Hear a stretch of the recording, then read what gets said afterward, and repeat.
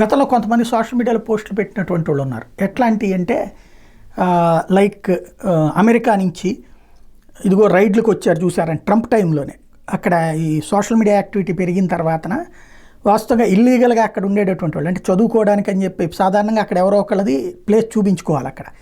కానీ అంత డబ్బులు ఉండదు. ఇక్కడ ముందేదో డబ్బులు చూపెడతారు సదరు దాన్ని ఏమంటారు కన్సల్టెన్సీ సంస్థలు 50 లక్షల కోటి రూపాయలు ఉన్నట్టు లెక్కలు చూపెట్టి ఆ తర్వాత అక్కడికి చేరుస్తారు. ఆ తర్వాత వాళ్ళు అక్కడ ఏదో పని చేసుకుని బతకాలి, దాని మీదనే బతకాలి. చాలామంది 100కి 70-80 మంది అట్లాగే ఉంటారు.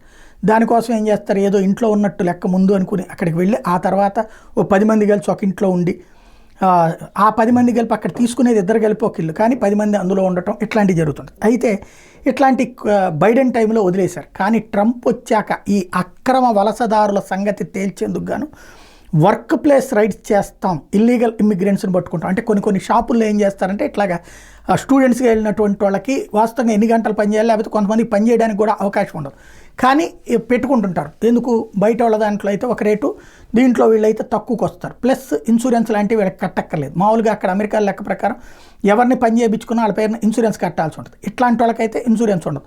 దాన్ని దృష్టిలో పెట్టుకుని పని చేయించుకుంటుంటారు. అట్లాంటి వాళ్ళందరి మీద యాక్షన్ తీసుకుంటామని ప్రకటించాడు ట్రంప్.